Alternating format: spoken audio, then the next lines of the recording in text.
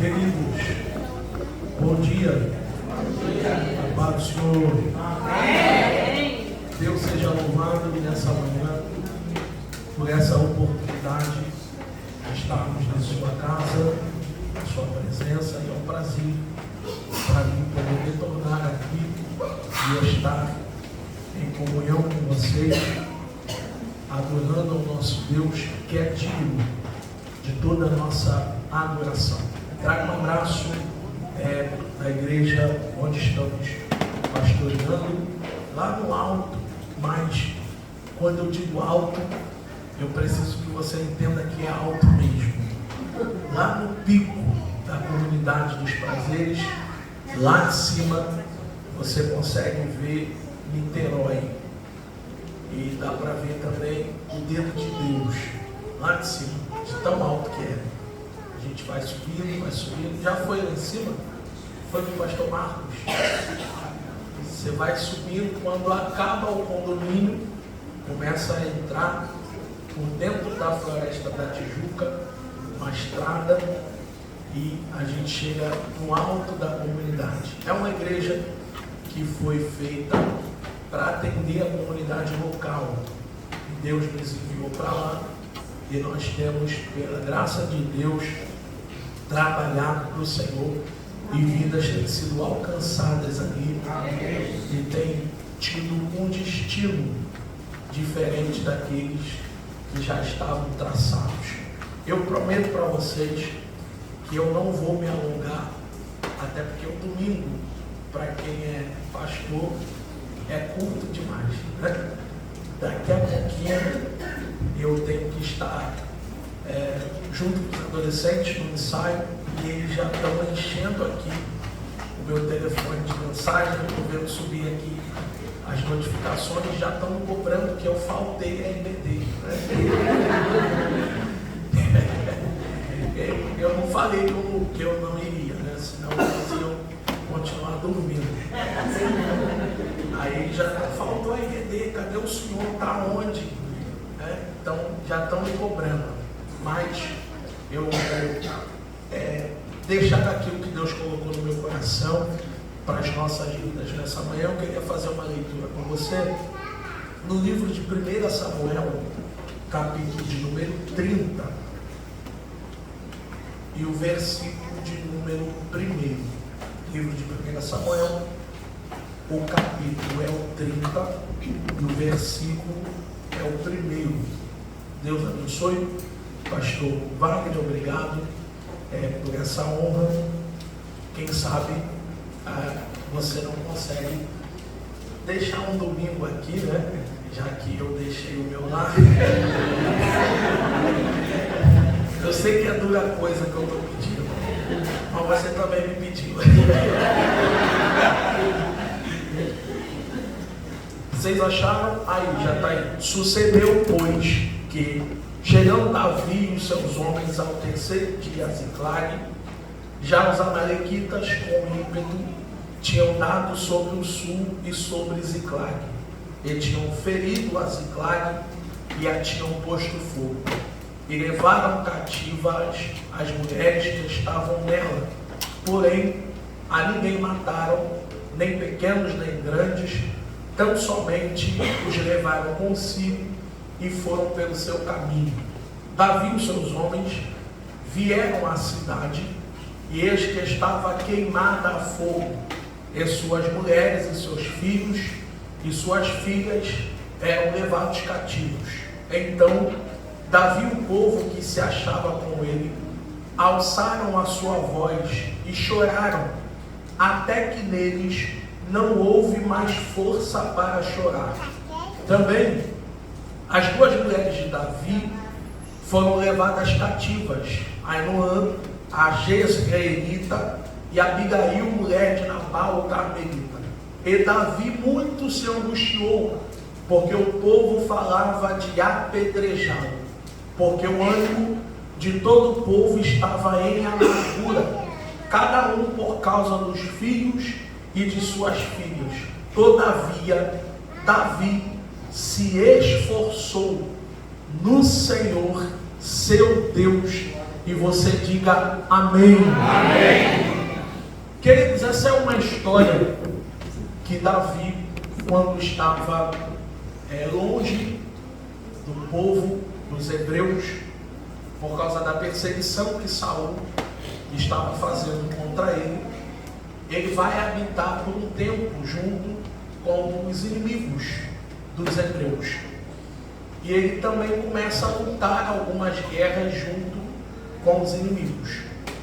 Nesta convocação, dessa vez não é para Davi lutar contra um outro povo, mas é para que Davi lute contra o seu próprio povo. Davi, como estava numa terra emprestada, sendo guarnecido pelos inimigos dos hebreus, ele é convocado para essa guerra junto com os homens que estavam com ele, e eles vão. Quando estava prestes a Davi entrar em campo contra o seu próprio povo, os inimigos dos hebreus, eles temeram ir com Davi, porque na mente deles correria o risco de Davi, no meio da peleja, ele se revoltar contra e lutar a favor do seu próprio povo. Então ele é dispensado daquela batalha. Eles saem de Ziclag junto com os homens e vão lutar uma luta que eles não lutam. Então o caminho deles é de retorno.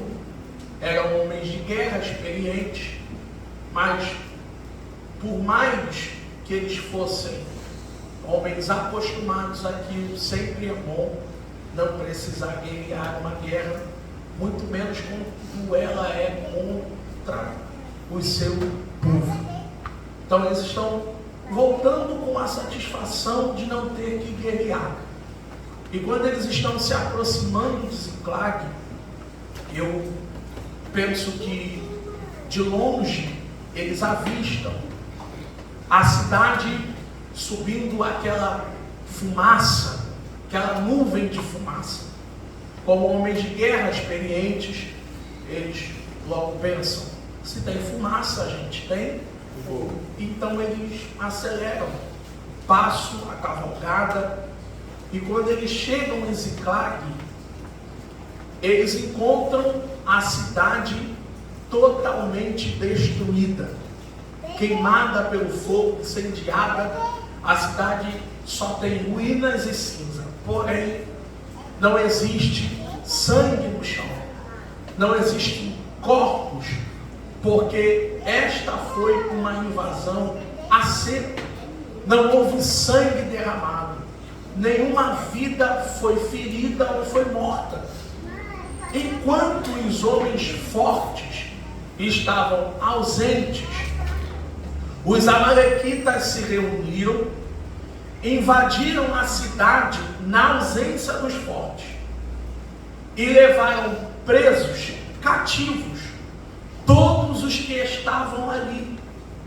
Então perceba que dessa vez a estratégia não foi matar, porque se eles quisessem, eles teriam derramado sangue naquele dia. Então naquele dia a intenção do inimigo foi levar, afastar dos homens fortes as suas famílias.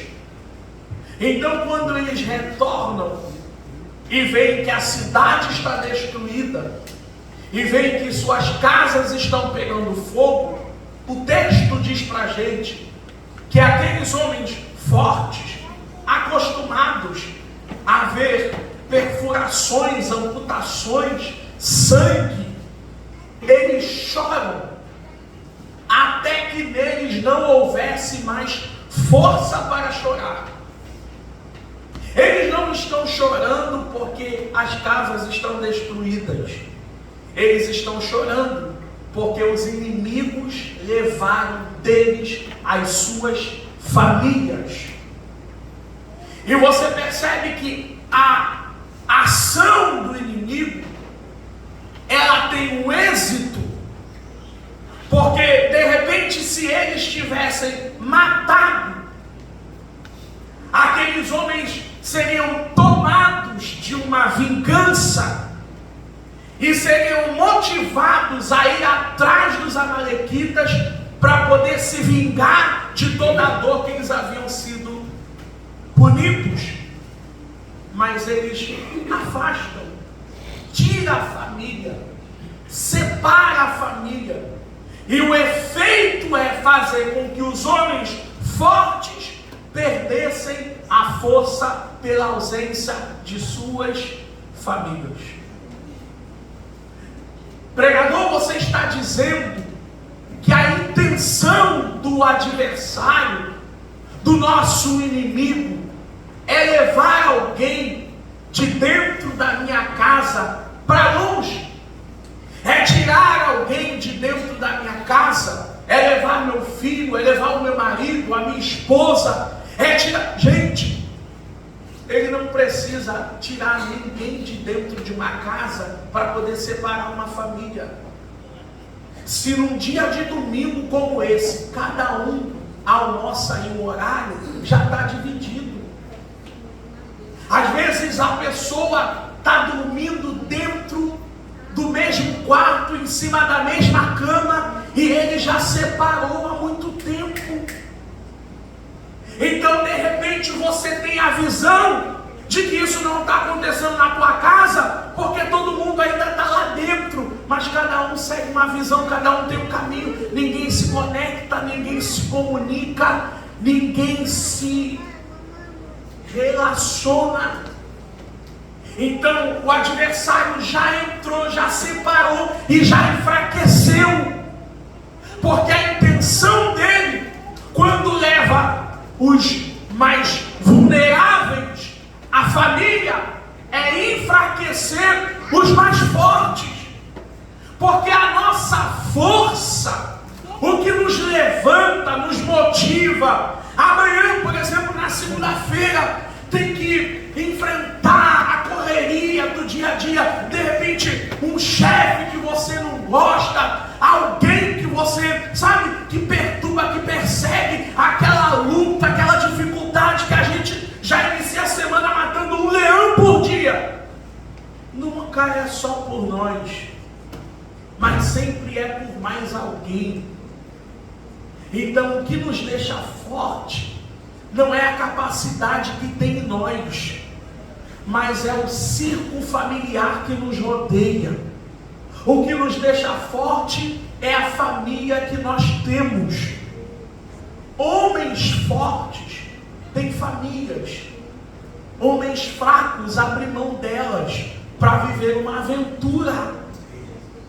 Nós não somos fortes porque há uma capacidade em nós. O que nos deixa forte é a família que nos rodeia.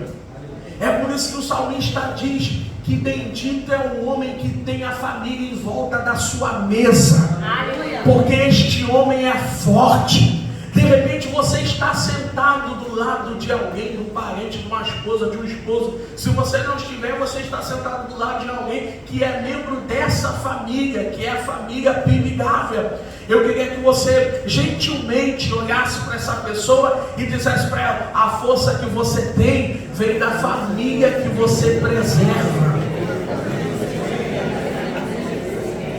Agora tem um alerta para ele. Diga para ele: abra mão da sua família e você estará abrindo mão da sua força. Agora diga para ele: mantenha a sua família e você estará mantendo a sua força. Sabe o que a Bíblia diz sobre Davi e Saul?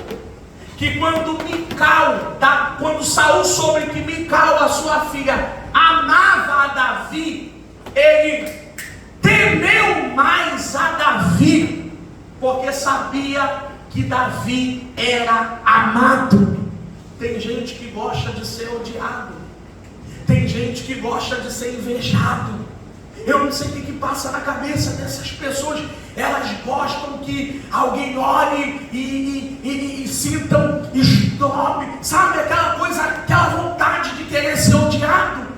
Quanto mais odiado, mais fraco a gente se torna. Mas quanto mais amado nós somos, é como se a gente fosse blindado.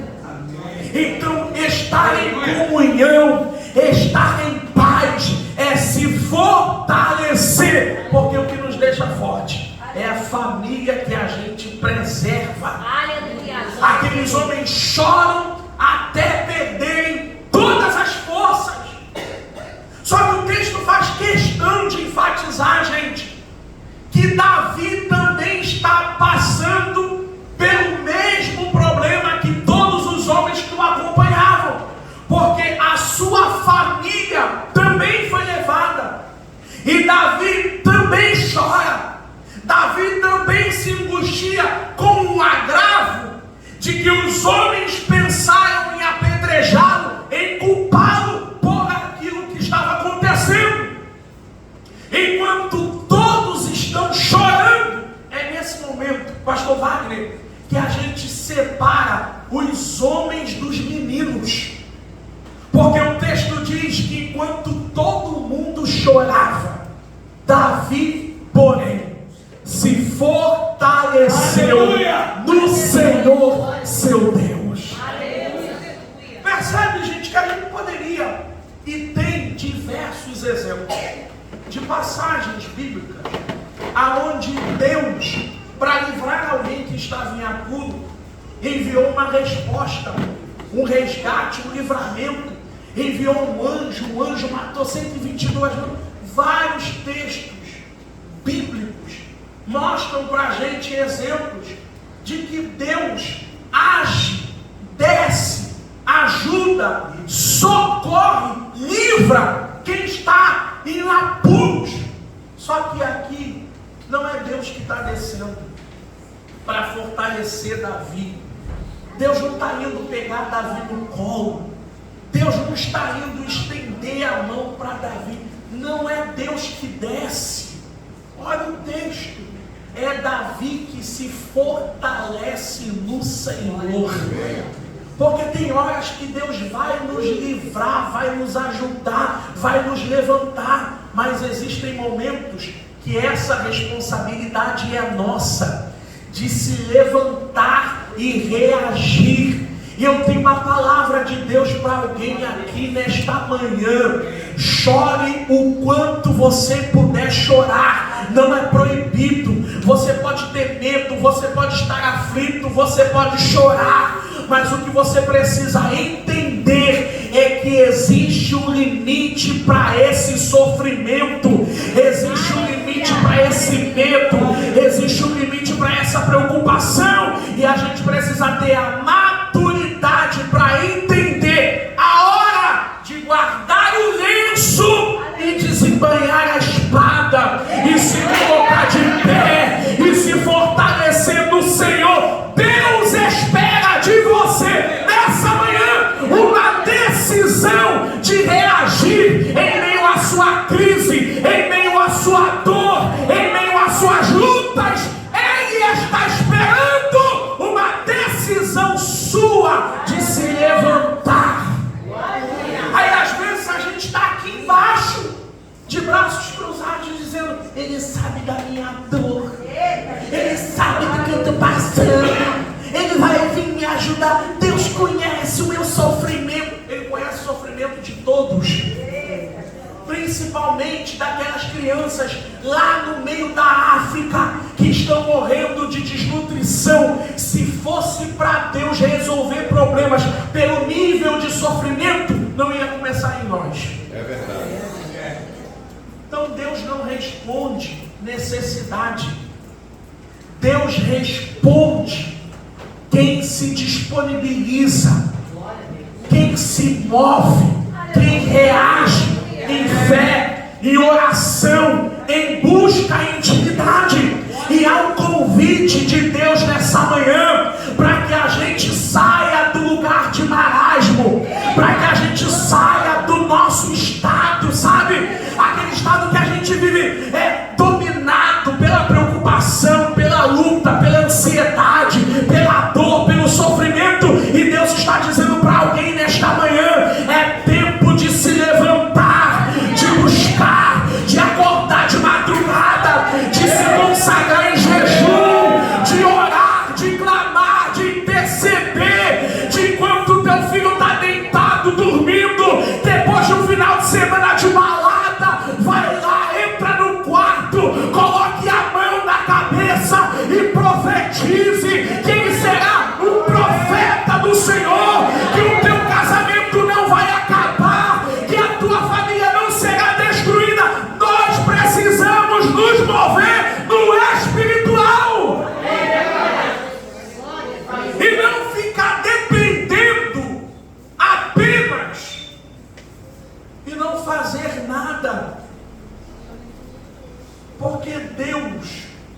reage. Você lembra Moisés? O que tu tem nas mãos? Uma vara. Toque, ação de Moisés. O mar se abre, reação de Deus. Davi taca a pedra, ação. O gigante cai com uma pedra, reação de Deus. Se nós não agirmos, o céu também fica parado. E aí você já pensou, se a gente recebesse na mesma medida que a gente faz pelo reino? Tem gente que quer ficar devendo, porque a gente é bom para pedir, mas é muito ruim fazer. Jesus está dormindo num barco, uma tempestade terrível. Os discípulos descem tão revoltados, porque enquanto eles estão lutando para sobreviver com uma tempestade que está vindo, Jesus está ali, deitado, dormindo. Eles chegam com o pé na porta. Mestre, não te importa que estamos perecendo? Em outras palavras, eles estão dizendo: será que tu não se preocupa com o nosso sofrimento? Será que tu não está vendo que o pau está quebrando aqui, a gente está tentando sobreviver? Só está dormindo? Jesus acorda, sobe, para o vento, para as ondas. E o tempo é revelador. 10 capítulos depois, Jesus convida 3 dos 12 para ir orar num lugar à parte. Ele chega para eles e diz: ficai-vos aqui, enquanto eu vou mais à frente e vou orar lá, e vocês ficam orando daqui. Jesus volta depois de 1 hora. E sabe quem está dormindo? Os 3. Os discípulos. Ora. Quem diria? Ele olha para eles e diz: não é possível que vocês não conseguem velar comigo nem 1 hora. Ele volta de novo. Na segunda vez que ele retorna, quem ele encontra dormindo de novo? Jesus vai pela terceira vez. Quando ele volta, gente, parece até um absurdo, mas sabe quem ele encontra dormindo de novo? Os 3. No primeiro texto, quem está dormindo? Jesus. Não fica com medo de falar, não, pode dizer. Quem está dormindo? Jesus. Quem quer que ele acorde? Os discípulos. No segundo texto, quem está dormindo? Os discípulos. E quem quer que eles acordem? Jesus. Isso aqui é a gente, que estamos acordados para que ele resolva os nossos problemas. Mas quando os assuntos são do reino, a gente está dormindo. Tem gente que ora pela salvação do filho, mas não evangeliza o filho de ninguém. Tem gente que quer a restauração do casamento, mas não ora pela restauração do casamento de ninguém. Acordados para as suas necessidades e dormindo para as necessidades do reino. Está cheio de gente assim, que entra pelas portas das igrejas dizendo: ou tu vais hoje ou eu não volto. Vai ficar sem vir. E a gente vai ter que te visitar. Aí fica você aqui de braços cruzados dizendo: não vai fazer não. E ele lá de cima: não vai fazer não. Aí trava na terra, trava no céu. E a gente fica se perguntando por que é que Deus atende a um, não atende a outros. E o serviço? E o reino? E o chamado que Ele nos entregou? E a missão que Ele te deu? E a gente coloca tantas coisas como desculpa. A gente diz: não posso porque eu tenho isso, não posso porque eu faço isso, não posso porque eu sou assim, não posso porque eu faço assim. Gente, pelo amor de Deus, quando eu olho para a Bíblia e eu vejo o profeta colocando desculpa, Jeremias dizendo: eu não sei falar. Aí vem um anjo e tira com altenaz uma brasa. E sabe aonde que a brasa toca? Nos lábios. Exatamente aonde o profeta deu a sua. Isso é sério demais. Porque Deus toca exatamente aonde era a desculpa do profeta. E tem gente que coloca tanta coisa sagrada como desculpa. Você já parou para pensar nisso? Tem gente que é pesado, mas eu vou falar. Tem gente que coloca desculpa nos filhos. Tem gente que coloca desculpa no trabalho. Tem gente que coloca desculpa no casamento. Tem gente que coloca desculpa na saúde. Ah, se Deus tivesse que tocar nas desculpas que a gente dá para não atender o chamado que Ele nos deu. Olhe para alguém com essa cara de assustado que ele está me olhando e diga para ele: cesse hoje. Ixi, mas você sabe que está assim. Ficou pesado. Eu senti, pela cara que vocês pegaram. Diga com autoridade, diga para ele: cesse hoje as suas desculpas, antes que ele precise tocar nelas. Davi se levanta, porque está sobre ele a responsabilidade, está sobre os ombros dele a missão. Ele se levanta e manda trazer um éfode, que é um colete sacerdotal, que pelas pedras dispostas no colete, eles consultavam ao Senhor e sabiam a resposta através da consulta do colete sacerdotal. Davi, gente, vai fazer duas perguntas. A primeira é: devo ir? E a segunda é: se eu for, conseguirei trazer de volta a todos? Sabe, Davi precisa perguntar se ele tem que ir para buscar a família dele. Será que alguém precisa consultar a Deus se ele deve ou não orar pela sua família? Se ele deve ou não lutar pelo seu casamento? Precisa de consultar a Deus para isso? Sim ou não? É óbvio que não.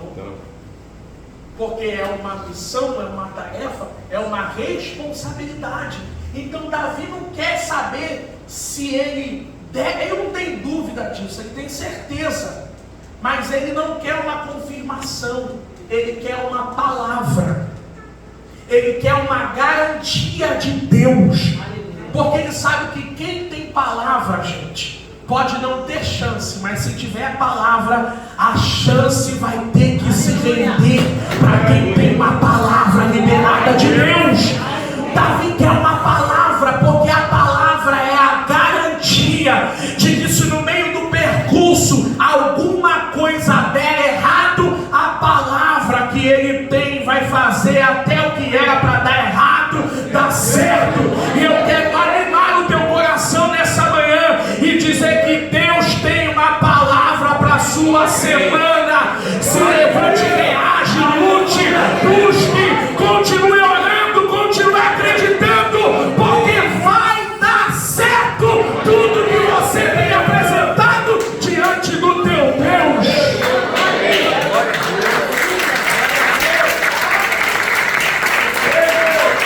Ele só quer uma palavra, porque tem gente que tem tudo, não tem falta de nada, mas não tem uma palavra.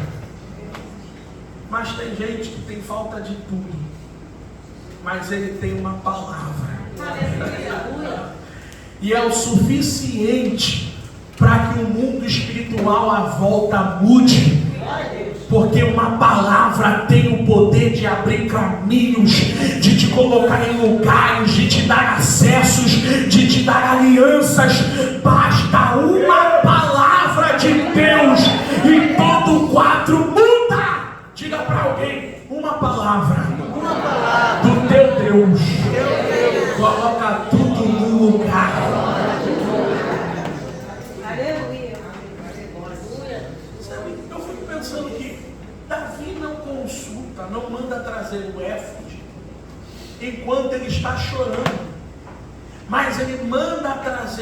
éfode depois que ele se fortaleceu no Senhor. Primeiro ele se fortalece e depois ele vai pedir para Deus. Ele não pede quando ele está caído, chorando, se lamentando, desesperado, preocupado. Ele pede, ele consulta depois que ele já está de pé, com a espada na mão, pronto para ele guerrear. E faz toda a diferença quando a gente pede pronto e quando a gente pede despreparado. Sabe o que a Bíblia vai dizer? Que tem gente que não recebe porque pede mal. Pedir preparado é a garantia de que o céu vai olhar e vai dizer: está me pedindo, mas já está todo pronto para receber. Como que nega, gente? Agora, sabe, de vez em quando aparece uns desvaneios assim, lá, aqui não, lá. A pessoa está orando a Deus, pedindo um carro, mas ele não tirou nem carteira. Eu fico imaginando a oração dele chegando no céu, e o anjo dizendo: pai, o fulano pediu um carro. E o pai dizendo: mas esse abençoado nem tirou a carteira. Então, gente, se for para pedir, pede pronto. Não, sabe, não desperdiça a oração, não. Quando você for pedir, pede preparado para isso. Pede disposto, pede pronto. Aleluia! Tem gente que vai pedir a Deus a restauração de um casamento, mas não está fazendo nada para isso. E aí pede para Deus. Não, de verdade, tem gente que pede para Deus restaurar o casamento, mas é um cavalo quando chega em casa. Que casamento que vai ter se Deus quiser? Ele muda o que a gente não quer que ele mude. Então, por favor, ajuda Deus a te ajudar. Quer restauração do seu casamento? Quando ele chegar, sorriso no rosto, aconchega a ele. Ai, aleluia! Agora não dá para você chegar, é como se ninguém estivesse entrando em casa. Sangue de Jesus tem poder. Quando chegar, já corre logo no pescoço, vai ficar assim. Aleluia! Ele vai chegar e vai falar: você quer o quê? Muda o ambiente, prepara o ambiente para que Deus possa fazer um milagre. Você quer passar numa faculdade, você quer passar num concurso, prepara o ambiente, gente. Faz a tua parte. Pede, mas pede pronto.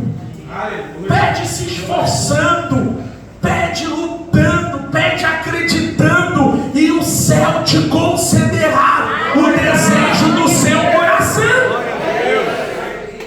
Ele pede pronto.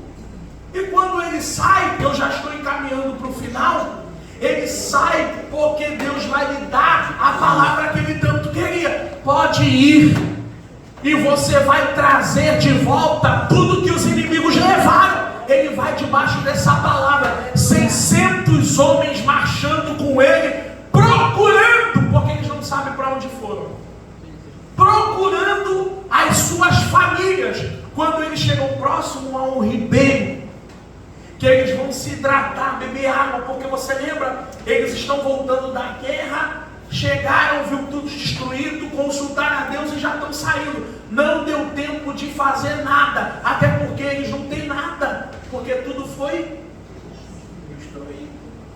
Vai beber que água? Vai dormir em que cama? Então, do jeito que eles chegaram, eles já estão saindo. 200 dos 600, que já eram poucos, eles ficam, porque não tem mais força para continuar.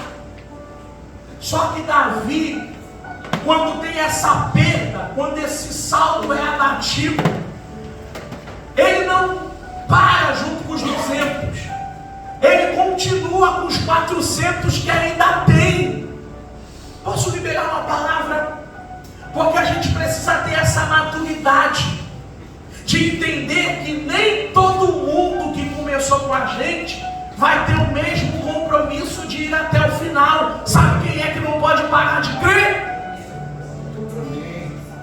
De repente lá atrás alguém falou: vou te ajudar, vou estar contigo, bateu no teu ombro, fez campanha, orou junto, clamou, mas conforme o tempo foi passando e as coisas não foram mudando, alguém desistiu, alguém te abandonou, alguém parou de crer. Mas Deus te trouxe nesta manhã e a palavra dele para você é: o único que tem o compromisso de continuar acreditando mesmo quando nada está mudando é você.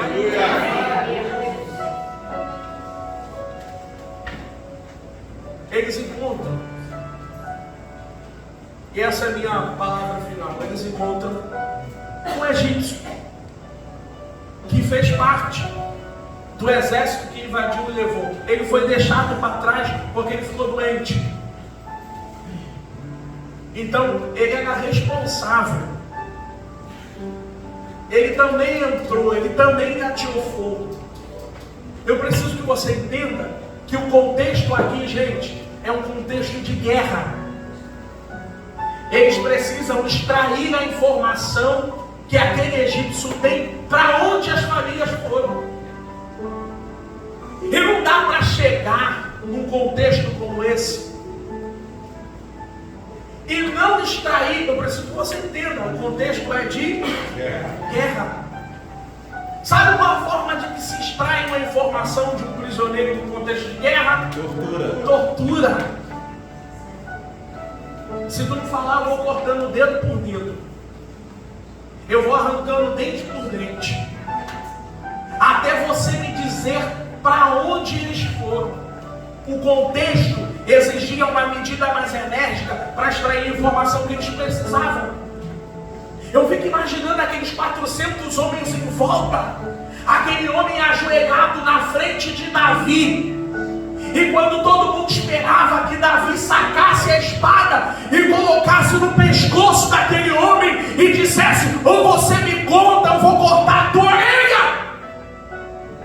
Ao invés de Davi puxar uma espada, ele puxa um pão. E ele vai alimentar o egípcio. E o egípcio vai contar para Davi para onde eles foram. Porque quem já conquistou as coisas através do amor sabe que não precisa conquistar nada através do ódio. Então quer uma palavra para o início dessa semana? Menos ódio, mais amor. Ame mais, reclame menos. Porque às vezes a gente vem tão no desespero, na pegada, na correria da semana, aquela luta no trabalho, sabe? No transporte, no trânsito. A gente está tão acostumado a lutar, a guerrear, que às vezes quando a gente chega em casa, a gente esquece de guardar a espada e sacar o pão. E a gente entra armado dentro de casa. É patada, é mau humor, é desgosto. E a gente, sem perceber, vai ferindo os de casa com a mesma espada que a gente fere os inimigos. Mas é uma palavra de Deus nessa manhã para as nossas vidas. Quando chegar em casa, guarde a espada. A espada é para fora, para dentro é pão. Se Davi alimentou os inimigos, por que é que a gente vai negar isso para os nossos familiares? Olhe para alguém e diga para ele: nessa semana, menos espada e mais pão. Diga para ele: reclame menos, ajude mais. Diga para ele: reclame menos, elogie mais. Diga para ele: menos mau humor, mais sorriso no rosto. Diga para ele: menos dedo apontado, mais braços abertos. Esta semana,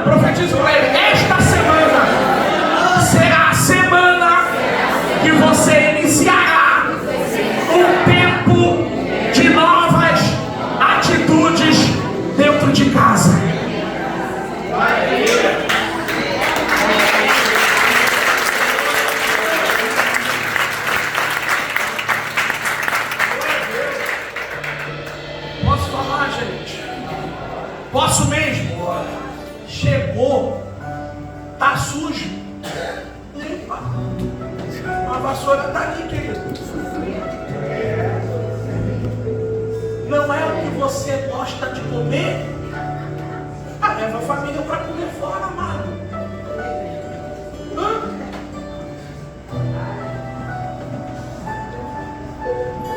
Tem muito tempo que tu não faz uma graça. As crianças nem lembram a última vez. Você levou elas no McDonald's? Pô, gente. Isso é amar mais e reclamar menos. Não vai cair a mãozinha não se você for refogar um arroz.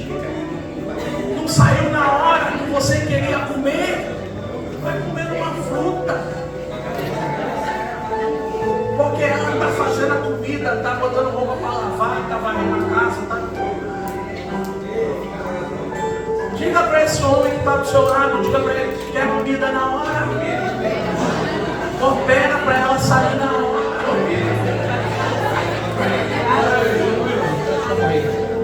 Posso falar?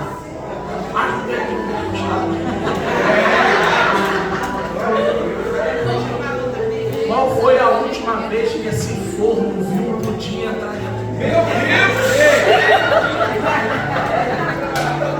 O que aconteceu? Que de um tempo pra cá acabaram as sobremesas do domingo. Ninguém faz mais pavê.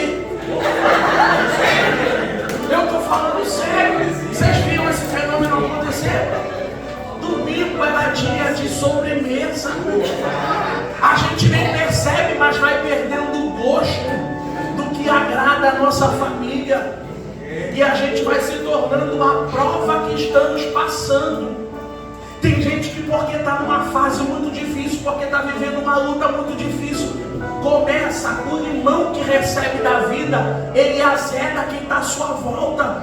Mas eu posso te dar uma palavra: chupa você o limão, mas para quem está do seu lado, faz uma limonada.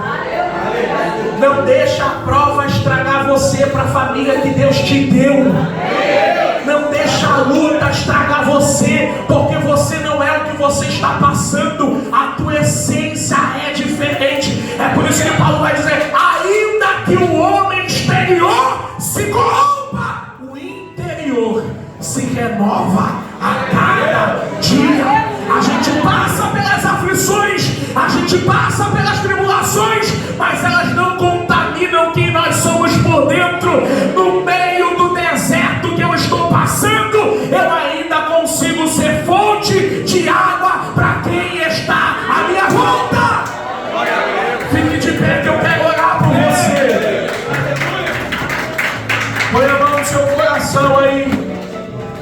Pai, nós te louvamos, te agradecemos pela tua palavra, te agradecemos pelos teus ensinamentos, te agradecemos pela tua orientação, pela tua correção. E eu quero declarar no mundo espiritual que essa palavra vai produzir frutos, e nós sairemos daqui diferentes, decididos a gerar a mudança que tanto esperamos. Que cada vida seja transformada, que cada vida seja abençoada, e que o teu nome seja glorificado em nós e através de nós.